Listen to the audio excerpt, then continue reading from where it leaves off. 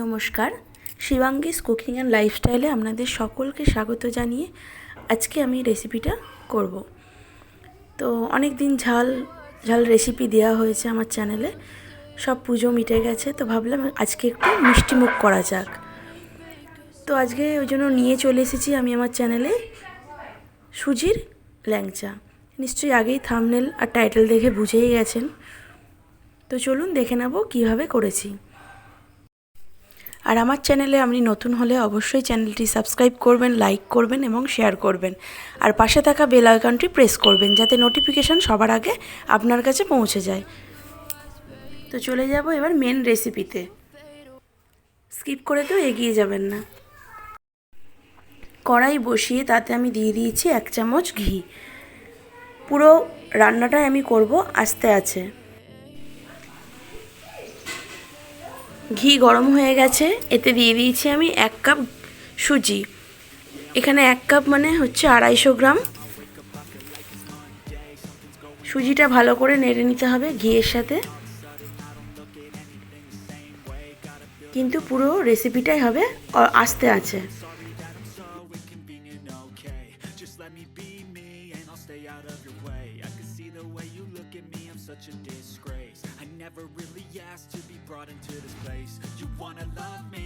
সুজিটা আমার ভাজা ভাজা হয়ে গেছে, এরপর দিয়ে দেবো দুধ। যে কাপে সুজি নিয়েছি সেই কাপেরই 1.5 কাপ পরিমাণে দুধ দিয়ে দেবো।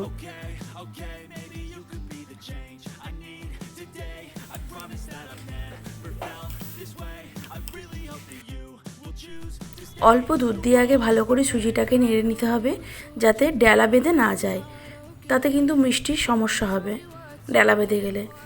এরপর 1/2 কাপ পরিমাণ যে দুধটা ছিল আরও দিয়ে দিলাম। এবার পুরোপুরি আস্তে আছে আমি ঢাকা দিয়ে কিছুক্ষণ হতে দেবো।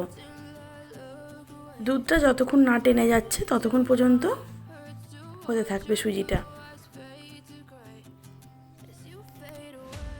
সুজিতে দেখুন একটু ডালা ডালা হয়ে আছে, সেগুলো আমি খুন্তি দিয়ে ভালো করে ভেঙে নিচ্ছি। ভাঙা হয়ে গেলে দুধটা একটু শুকিয়ে এলে আমি 2 সেকেন্ড হতে দেবো চাপা দিয়ে।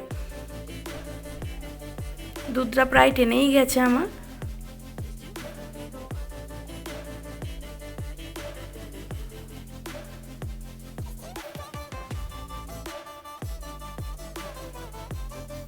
দেখুন পুরো শুকিয়ে গেছে দুধটা।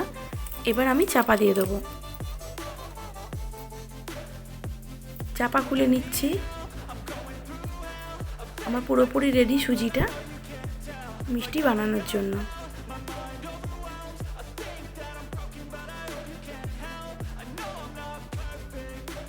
আমি নামিয়ে নিয়েছি একটা থালার মধ্যে।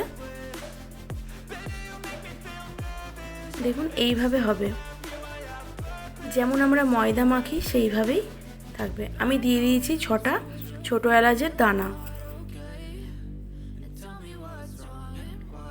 এবার বানাবো শিরাটা বা রস। শিরাটা বানাতে আমার লাগছে 1.5 কাপ পরিমাণে চিনি। যে কাপের আমি সুজি নিয়েছি সেই কাপেরই চিনি নেব 1.5 কাপ পরিমাণে। আর 2 কাপ দিয়ে দিয়েছি জল। আমি যে ছোটো এলাচগুলো ভেঙে আমি সুজির মধ্যে দিয়েছিলাম তারই খোলাগুলো আমি দিয়ে দিয়েছি রসের মধ্যে।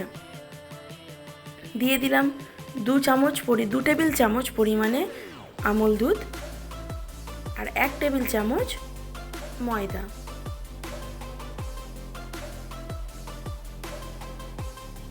এবার ভালো করে হাতে করে মেখে নেব আমি।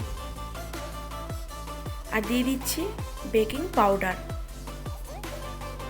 অল্প পরিমাণে। আপনারা কিন্তু বেকিং সোডা দেবেন না, আমি বেকিং পাউডার দিয়েছি। হালকা গরম গরমই মেখে নিতে হবে।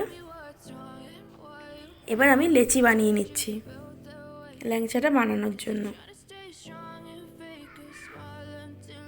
তো সরি আপনাদের বানিয়ে আমি দেখাতে পারছি না, যেহেতু এক হাতে আমার ফোন থাকে, এক হাতে রেসিপিগুলো করি। তো এইভাবে আমি বানিয়ে নিয়েছি সবকটা ল্যাংচা। আমার রসটাও ওইদিকে রেডি হয়ে গেছে প্রায়। কড়াই বসিয়ে দিয়েছি, কড়াই বসিয়ে তেল দিয়ে দিয়েছি কড়াইয়ে। এবার তেলটা আমি গরম হতে দেবো।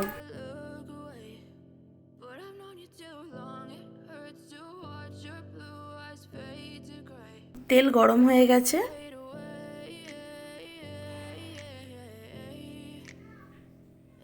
এটা কিন্তু জোর আঁচেই ভাজতে হবে।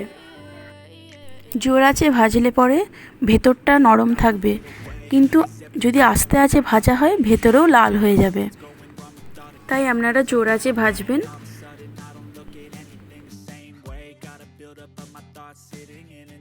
দেখুন জোর আঁচে ভাজছি, তাড়াতাড়ি লাল হয়ে গেছে।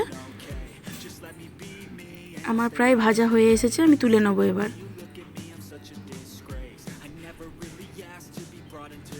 আপনাদের কিন্তু উল্টে পাল্টে ভেজে নিতে হবে।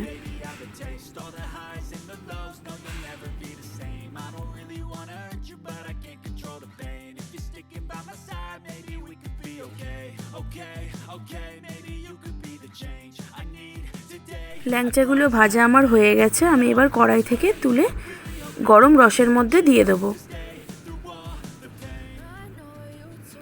তুলে সঙ্গে সঙ্গে গরম রসের মধ্যে দিতে হবে, নালে কিন্তু রস ঢোকার সম্ভাবনাটা কম থাকে।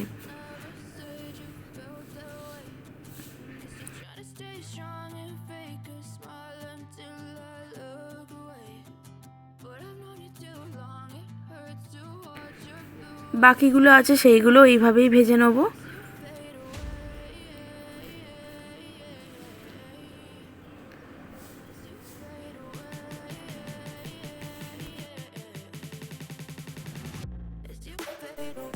এইগুলোও ভাজা আমার হয়ে গেছে, ভেজে আমি তুলে নিচ্ছি।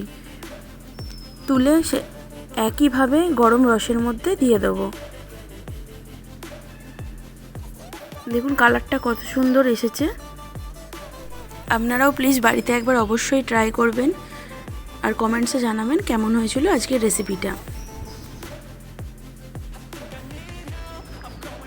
এবার রসের মধ্যে দিয়ে একটু ফুটিয়ে নেব রসটা। যেহেতু এগুলো সুজির ল্যাংচা, তাই ভেতরে একটু শক্ত শক্ত ভাব থেকে যায়, তার জন্যই ফোটাবো। এটা যদি ছানার হতো ফোটাতে আমাদের লাগতো না। তো ভিডিওটা যদি ভালো লাগে অবশ্যই চ্যানেলটি সাবস্ক্রাইব করবেন, লাইক করবেন এবং শেয়ার করবেন, আর কমেন্টস করে জানাবেন কেমন হয়েছিল আজকের রেসিপিটা। তো চলুন আবার দেখা হবে অন্য কোনো দিন অন্য কোনো রেসিপি নিয়ে। ততক্ষণ খুব ভালো থাকবেন, সুস্থ থাকবেন এবং সবাইকে ভালো রাখবেন।